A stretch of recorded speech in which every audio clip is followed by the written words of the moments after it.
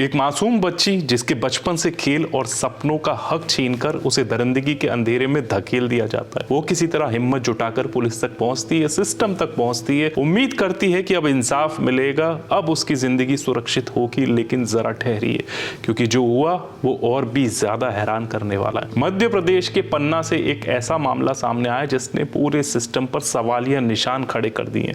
यहाँ एक नाबालिग दुष्कर्म पीड़िता को उन्हीं अधिकारियों ने आरोपी के घर भेज दिया और फिर वही हुआ जिसकी सबसे ज्यादा आशंका थी, नाबालिग के साथ दोबारा दुष्कर्म। अब आप सोच रहे होंगे आखिर ये हुआ कैसे, किसकी लापरवाही थी, और सबसे बड़ा सवाल, जब पीड़िता की सुरक्षा और पुनर्वास की जिम्मेदारी सिस्टम की थी तो फिर वो दरिंदे तक कैसे पहुंच गई। दरअसल जनवरी 2025 में पन्ना जिले की 15 साल की नाबालिग अचानक लापता हो गई थी।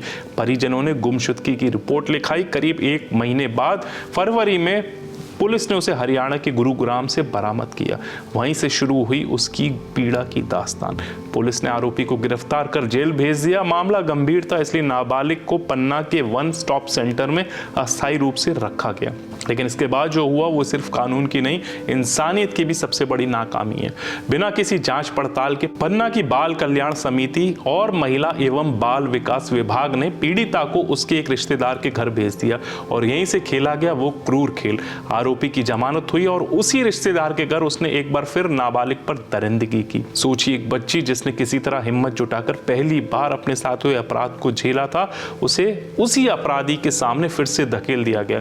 और ये सब हुआ सिस्टम की मौजूदगी में, जिम्मेदार अधिकारियों की मौजूदगी में। इस पूरे मामले के खुलासे में भी दर्दनाक सच सामने आया। जब बच्ची ने काउंसलिंग के दौरान बताया कि उसके साथ दोबारा दुष्कर्म हुआ, तब भी जिम्मेदार अधिकारी चुप रहे। रिपोर्ट दर्ज नहीं की गई, बल्कि आरोप है कि सच को दबाने की कोशिश की गई।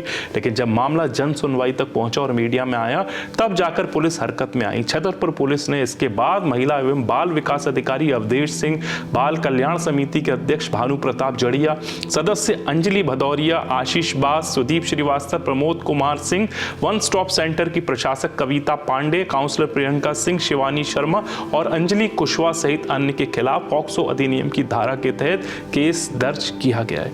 पुलिस जांच में साफ हो गया कि ये सिर्फ लापरवाही नहीं थी, बल्कि कानून के खिलाफ काम करने की साजिश थी।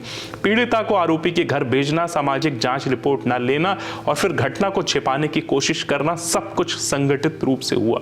और सबसे बड़ा सवाल यह है कि क्या हमारे सिस्टम में इतनी संवेदनहीनता घर कर गई है कि एक मासूम बच्ची को सुरक्षा देने के बजाय उसे दरिंदे के हवाले कर दिया जाए? क्या जिन पर सुरक्षा की जिम्मेदारी थी वही अपराध को बढ़ावा देने वाले बन गए? इस घटना ने पूरे प्रदेश और देश को झकझोर कर रख दिया है। कानून कहता है कि नाबालिग पीड़िता की सुरक्षा सर्वोपरि है, लेकिन पन्ना की ये घटना हमें बताती है कि कई बार कानून किताबों में ही रह जाता है और जिंदगी में इंसाफ सिर्फ एक सपना बनकर रह जाता है।